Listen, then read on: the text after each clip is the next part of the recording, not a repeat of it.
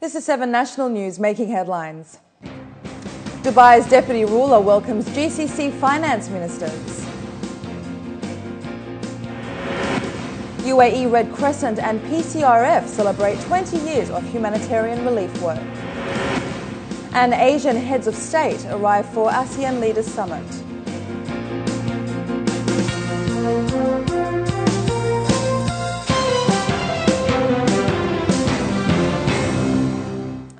The UAE hosted GCC finance ministers for a two-day meet in Abu Dhabi. The officials discussed pertinent issues regarding the region's economic growth and progress. Senior officials revealed the resolutions that will enhance economic development in the region and improve intra-GCC partnership. Khadija Salih has this report.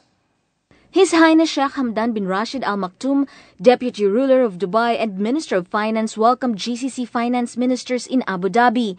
An intensive closed-door meeting ensued which resulted to resolutions that senior officials announced will be important to the economic growth in the region.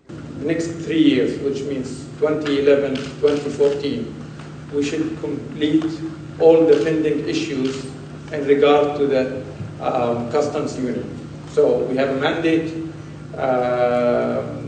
from the Supreme Council that by the end of this year we should have a complete and clear program to tackle all issues regarding the customs unions or the pending issues in order to ensure that the implementation are very clear, all the steps are taken into consideration, and we hope to complete that by the end of 2014, which becomes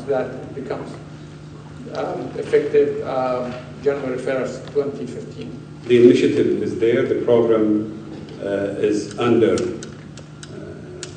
study on defining the actual mechanism, and that's what will be presented during the consultative summit.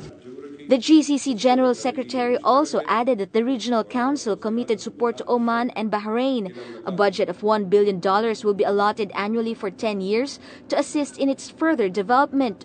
Locally, the Minister of Financial State of Affairs assured everyone that the UAE is on the right track. Oil prices, they go up, they come down, and that's fine, you know, so we're fine. We will continue with our all programs and infrastructure, and up to now I'm happy on the first quarter that we are on target, and we will deal with the budget deficit as we go on during the financial year. With the conclusion of the two-day event, GCC countries are confident its unified goals will allow each country in the region to prosper together and rise above the challenging times. Khadija Salih, 7National News.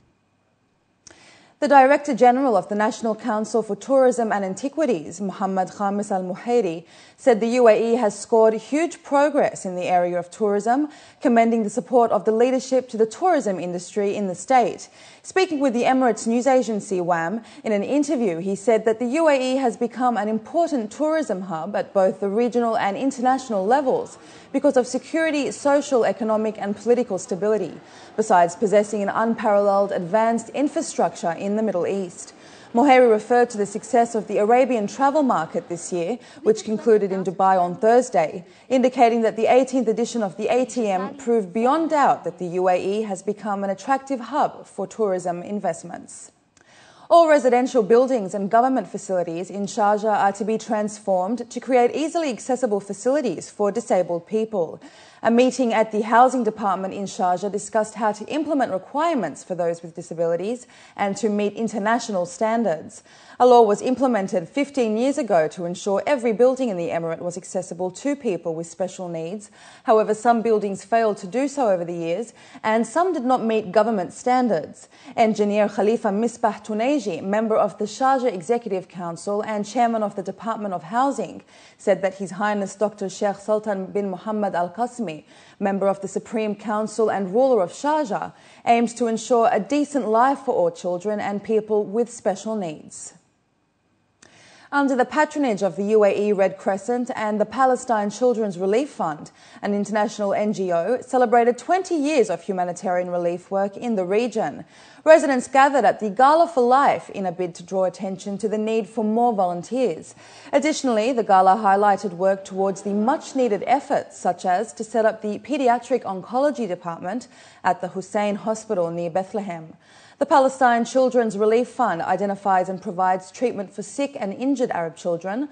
On a global level, the charity has organised several volunteer specialised surgery teams comprising of highly qualified doctors and surgeons who travel as far as New Zealand and Australia to be on the ground in Palestine in order to help those children in need.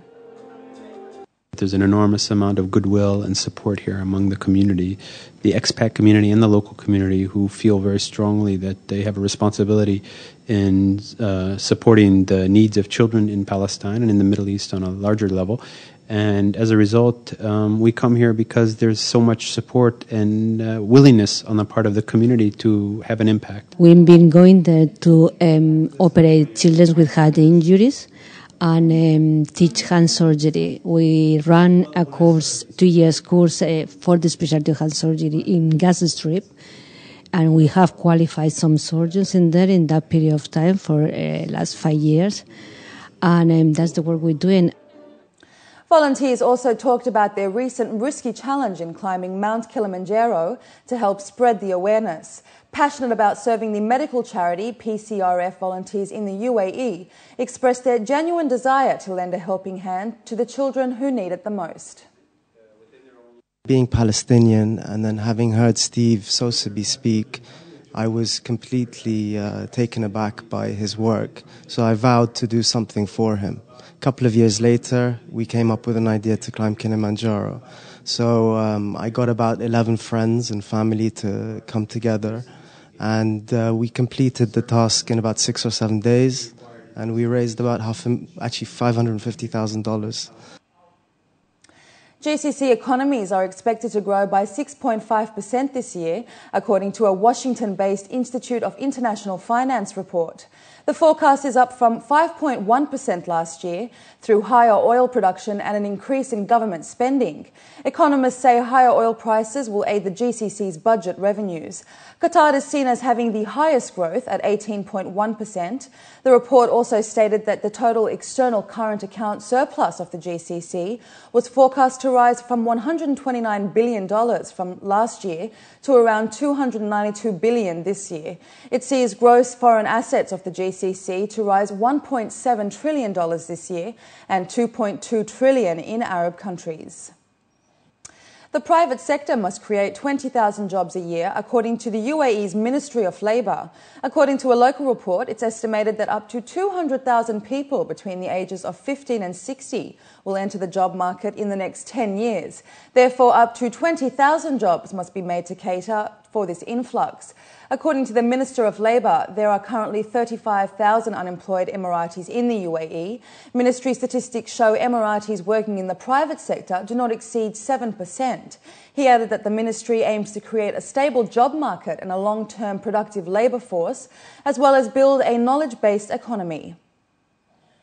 The Abu Dhabi government, through the Abu Dhabi Fund for Development, has provided loans and grants to finance 16 development projects in Egypt at a cost of 3.149 billion dirhams. Since its inception in 1974, the ADFD has been helping Egypt through the implementation of a number of socio-economic projects. It funded 11 projects through easy loans and grants at a cost of 2.24 billion dirhams. The project included housing, agriculture, irrigation and social development. Looking abroad now, Spanish master golfer Seve Ballesteros has died today at the age of 54. The news of his death was first reported by Spanish television. Ballesteros was suffering from a brain tumour and died at his home in northern Spain after a deterioration in his condition, having undergone treatment for the tumour in 2008. The 5-times major winner had been recuperating at home after a series of operations on the tumour and a course of chemotherapy. And after the break, we have the day's business news, so stay with us.